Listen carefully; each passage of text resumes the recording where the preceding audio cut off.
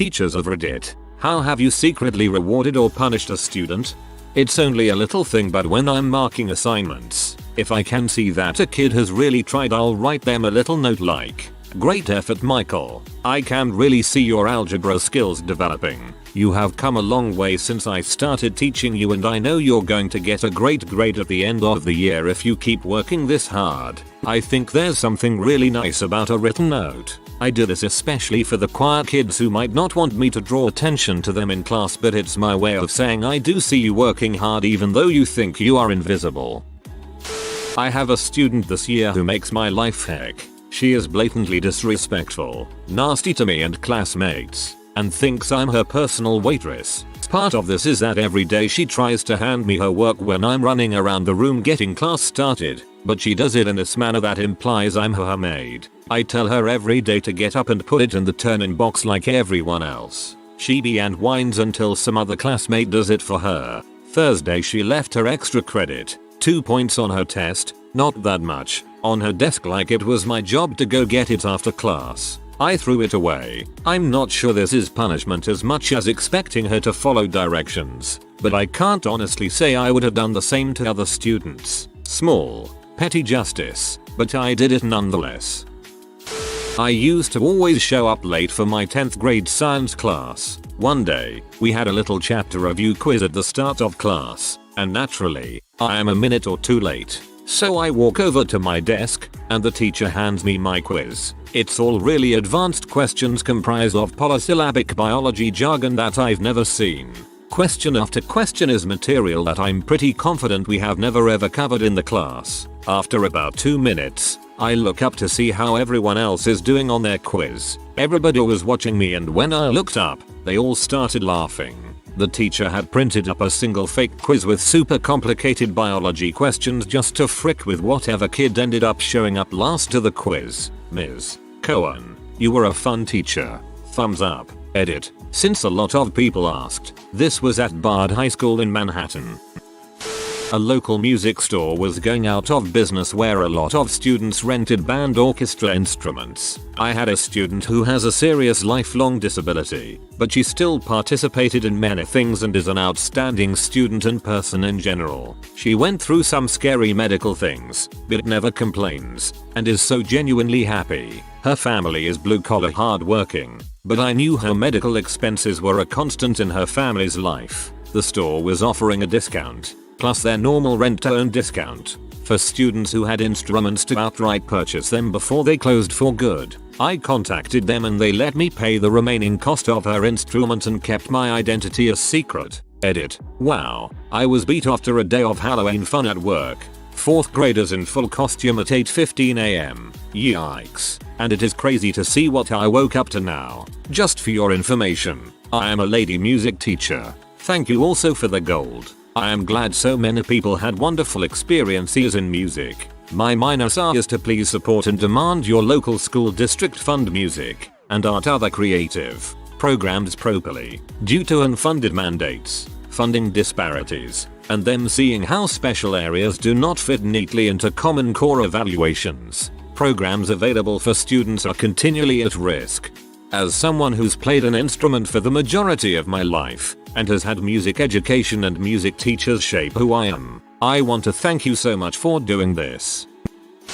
Had a kid who was working a job late into the night in order to help his family while trying to finish his senior year in high school. His dad had been laid off and his mother was disabled, so they were barely making it. He told me that he worked late into the night and he had to miss days of school, too. He did the best he could in my class but just couldn't pass after missing so much class. He was a senior and a good kid who needed my English class to pass. Figuring that the kid's life was already hard enough, and that his family was struggling enough, I secretly added some points to assignments he hadn't done so that his final grade went from a 50% to a 61%, just enough to pass and graduate. I don't like giving away grades, and I never told him. He just thought he had passed.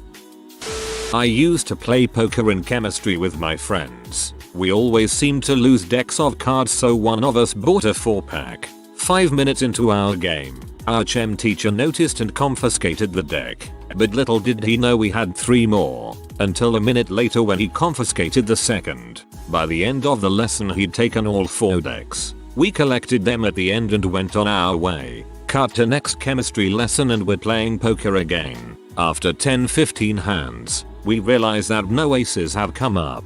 We looked through the deck and only counted 48 cards. Bit of a pain, but we had 4 so we could use the aces from another deck. Except none of those had them too. We looked up at our teacher and he was waving 16 aces at us. He said if we didn't all pass our upcoming test, he would give the cards back to each of us at parents' evening with our parents present.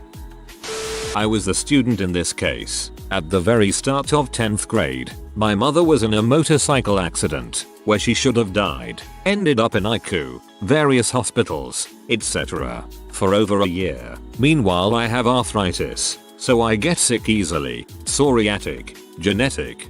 During the 3rd term, I was sick for a week, on top of already being behind from getting 2 hours a night to work on assignments because I went to visit my mom daily. I go to my European history teacher to explain it, and he immediately dismissed all my missing homework assignments for the term because he knew I was an excellent student who didn't deserve a poor grade for this. His words, not mine. I owe that man my 1B+ from that year, and he's been a major reason that I'm so motivated to do well for the rest of my high school career, along with my mom still being around. It makes all the difference in the world to have a teacher like that. I had a parent who was diagnosed with a terminal illness in high school. 2 teachers in particular cut me enough slack that I didn't destroy my GPA, then wrote me amazing letters for uni. 4 years later, they attended the wake. I'll never forget them. If a student can dance on an essay where they obviously have no idea what they're talking about, I'll give them some credit for the attempt. For example, I ask you to discuss 3 major causes of the French Revolution. Causes we covered in class. You don't know them, but in the essay, you try to extrapolate some possible causes using information you do know or attempt to morph the question into a topic you're prepared to discuss. I call that dancing, because a good performance can be moving, and a poor performance is laughable. I've gone as high as 75% credit for a good dance. IMHO. It demonstrates a better mastery of the material than actually parroting back what I've been talking about for the last 4 weeks. On the other hand, if you pull any of that crap that shows up on 9gag, like give this drawing of some stupid meme an A or whatever, I will burn your butt for the rest of the semester. You so much as omit a semicolon, and it's half credit at best. You so much as omit a semicolon, and it's half credit at best. True in computer science as well. I teach a high school elective course aka not as important as English or math, and I had a class that was 23 boys and 2 girls. If you are a teacher, you know this is a terrible setup. Teenage boys are definitely pack animals and are constantly in a struggle to establish their hierarchy, especially if females are limited. Anyways, these guys were a constant ball of energy and were always doing stupid guy stuff. They went through a phase where they cup checked each other. This went on for weeks. Little Johnny in the back would walk up to sharpen his pencil. Bam. Cup check. So one day in class on student, I'll call him Travis, asked to go to the restroom. I gave him a pass and sent him on his way. The rest of the class was quietly working when another boy in the back yelled out, "Oh my god. Travis just texted me a picture of his balls." Now I know how these guys have acted all semester, and I also know the zero tolerance mess that school systems deal with. I knew this could end up very badly if it was dealt with by administration. Immediately got the kid to delete the text, calmed the riotous laughter going on, and somehow managed to get them all back on task. But Travis wasn't back yet, and I sure as heck wasn't going to let him smugly get away with this. So I called his mom and had her on hold. Told her that Travis had done something that I did not approve of, but I felt it best if he would explain his actions to her instead of me. On a side note, I teach animal anatomy, so terms like testicle, scrotum, etc. are common vocabulary. So in walks Travis with this crap-eating grin on his face. He thinks he has succeeded until I casually look up from my desk and let him know his mom is on the phone. There in front of the entire class he had to explain that he had just taken a picture of his testicles and sent it via text to his buddy in class. You could literally hear mom screaming through the phone. Once he finished, I spoke with her and told her that I felt the situation would be best handled by her and thanked her for her time. That day, I won. On behalf of jackasses everywhere, including myself when I was in high school, thank you for handling this perfectly. That kid will never know how much you saved his bacon. In some school administrator's hands, his stupid but essentially harmless act could have landed him on sexual offender lists for the rest of his life. I was the student, and the secret kindness was from my guidance counselor, not a teacher. I skipped class a good bit in my senior year, but I was a huge goody two-shoes. It wasn't a rebellion thing, just trying to handle some pretty heavy life circumstances at the time. I never went far, and most of it was just trying to stay afloat in schoolwork. I got caught skipping class one of those times. I was hiding in the school auditorium studying for my math exam later that day while my friend worked in the tech booth. This was the second time I'd been caught skipping that week, and since I was a girl and my friend was a dude, the teachers who caught us were sure we were up to something a little more devious than studying. They made very clear that I was in huge trouble, and that my guidance counselor, who knew me and what was going on in my life quite well, would be called. When she came in, she looked terrifying and told me I would have to come to her office because this was such a big offense, and told the other teachers that I'd be punished to the fullest extent. I was appropriately shaking in my little goody two-shoes boots. But when we got to her office, she dropped what was apparently just an angry act, and quietly told me that I could stay in her office and finish studying for that math exam for the rest of the period, and essentially just kept watch for me the whole time. That moment really stuck with me, and the rest of her kindness throughout all of high school absolutely got me through a few of the shittiest years of my life. Kids who misbehave aren't always frick-ups. Man, great teachers and mentors can keep sight of that and really make a difference. I was appropriately shaking in my little goody two-shoes boots. That's such an awkwardly funny sentence. You made me smile with that.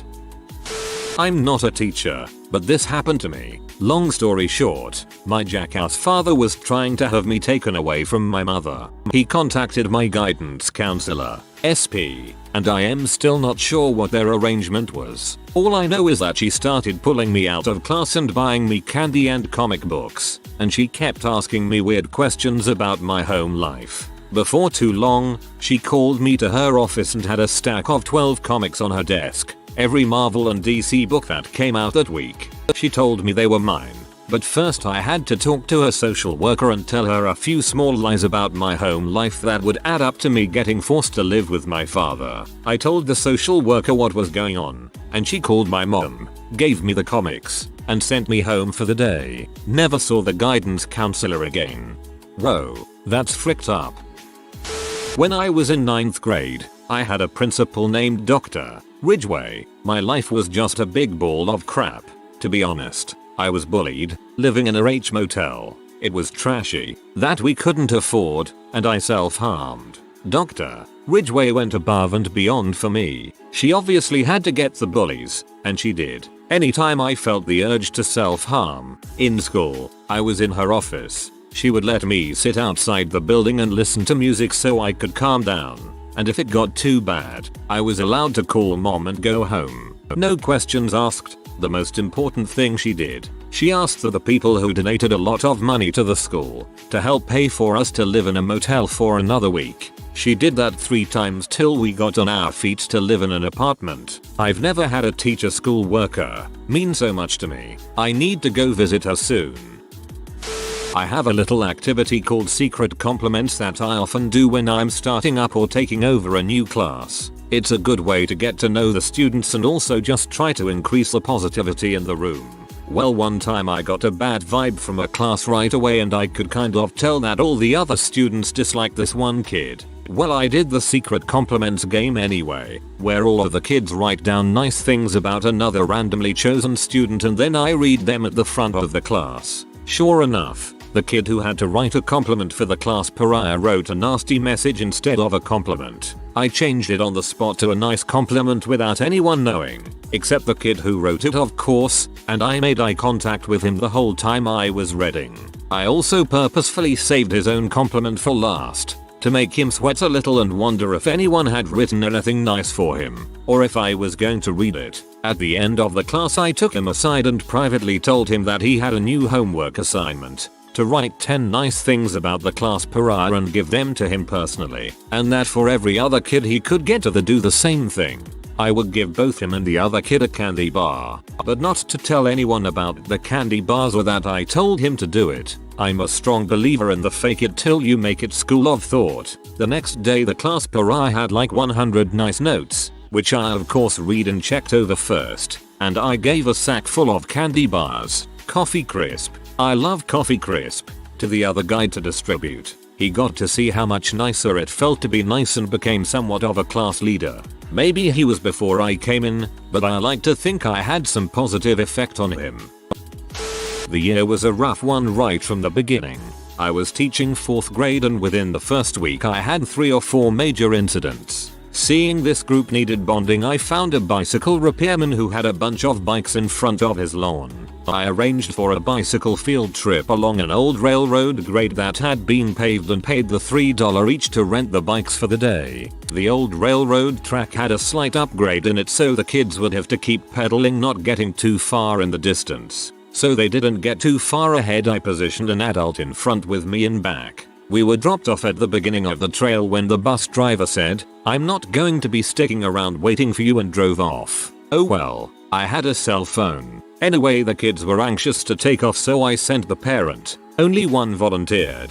Off. Everybody took off except for one rather large girl who stood there looking rather confused. This girl was the source of a lot of the issues in this class. A princess of the first order and famous for her tantrums. I asked what was wrong. She answered, "I don't know how to ride a bike." She wasn't snotty about it but just factual. With the class riding off in the distance, I told her how to pedal while I grabbed the center of her handlebars. We both pedaled that 8 miles with me cajoling her, motivating her all 8 miles. It was at the last mile when she finally got the balance part and finished beside me. I dang near tore my left arm off that day, and every time after that when she started in on her princess act I'd hold my left shoulder as if it pained me something fierce. Finally in March or April she would look at me saying, "Mister, your shoulder can't be sore anymore." It was something we kept between us all year.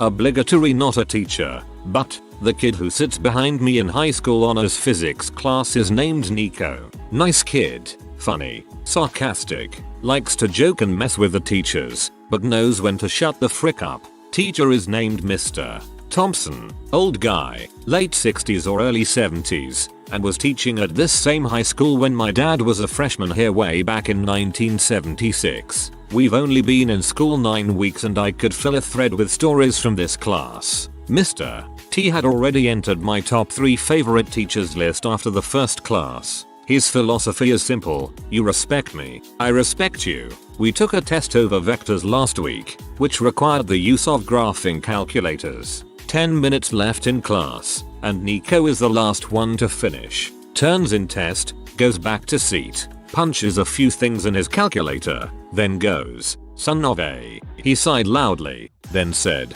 ridden with despair, "Mr. T." Already slightly amused, Thompson asked what the problem was. Nico had just realized that he had taken his entire test with his calculator set on the wrong mode. Therefore, all of his answers, it was safe to assume, were wrong. Mr. T took a minute to calm him down, then told Nico that he would grade the tests over the weekend and see what he could do, get the tests back Monday, and come to find out that Mr. T had gone through every problem on Nico's test, following his work on a separate calculator with it set on the same mode as Nico's was during the test, and graded it based on Nico's understanding of how to solve the problems. He still ended up getting a C, but it still shows the level of commitment and respect he has for his students. One quick Thompson tale: the girl who sits in front of me is a foreign exchange student from Finland, with a name that has a syllable transition seldom seen in the US. I believe her name is pronounced something like Pinya.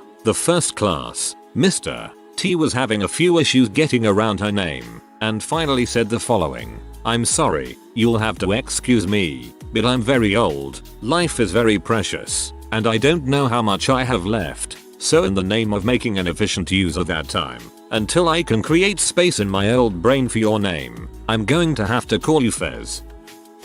I'm not a teacher. When I was in high school, I had, for lack of a better phrase, a tumultuous junior year. I ended up dropping out and getting my GED. I was in band, photography, and all AP courses. I was a great student, but my performance really started to suffer, to the point that I had teachers pull me aside and ask if I was okay. One even tried to stage an intervention.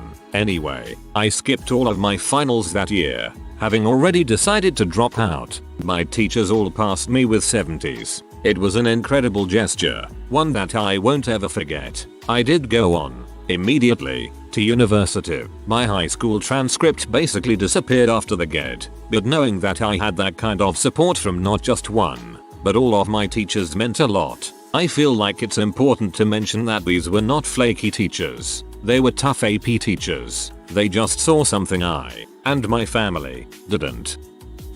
Former dance instructor and camp director. For my very young dance students, 3-5-yo, I had a bag full of ballet skirts for the girls to pick out and wear during class and a practice of handing out suckers for a job well done at the end of the class. If you didn't participate or didn't behave, you didn't get a sucker. Only once have I had to make a student return a skirt because she wasn't treating it kindly. She was trying to rip it apart. She pouted and refused to participate in class, so she didn't get a sucker. I had to explain very patiently to her mother why her daughter was crying and being cross. Her mom sided with me. Next week, she was last in line to pick a skirt, but I never had a problem with her afterwards. Chatty students I separated. Camp was an older group, and since I dealt with rowdy boys constantly, those punishments were the opposite of secret. I made it known that if you were sent to me, you were going to be seen at my side for the rest of the day, either quietly at my desk, eating lunch with the other staffers and I,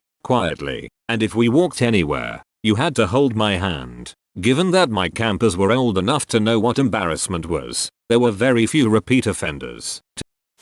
I was a chemistry TA that taught intro lab sections a few years ago. Well, I had a student who made me dread one section. She was always late, rarely ever turned in a lab report, and only a fraction complete if she did, and never came to my office hours no matter how many times I told her she needed to get extra help. The worst was that she never prepared for the labs or paid attention during my pre-lab lecture, so she would not have any idea what was going on. I constantly got questions about what lab we were doing, while everyone else was halfway done, and whenever I heard glassware break, I knew exactly who did it without looking. Halfway through she had missed so many assignments it was an auto fail, and I told her she should drop the class and take a W instead of an F. Well, she blamed me and complained to the administration and accused me of being the reason she was failing, instead of almost never turning anything in. Nothing came of the complaint, but still, that made me pretty upset. A few months into the next semester I got a request from the registrar for a retroactive drop for the class from this student because she failed it. That would take it completely off her transcript like it never happened. Typically they are supposed to be used for if a medical problem or family emergency completely wrecks someone's semester. I denied the request and itemized all of the reasons. We have a field trip coming up to a play. I teach at a private school, and one of the families had to sell a ton of stuff just to be able to pay the tuition this year for their 3 children. It's a very low tuition compared to most private schools, and it's the type of education that they really want for their children, so they've done everything possible to make sure they could send their kids this year. I knew that the $10 cost of the ticket for the field trip would be difficult for this family to cover. Last year we had a field trip with a $5 cost, and the kid came in with a baggie of quarters to cover it, so I paid for his ticket anonymously. It's not a huge thing, but it meant a lot to this family. If you are new to the channel, you can subscribe. I publish new videos every day. Until then, check another video.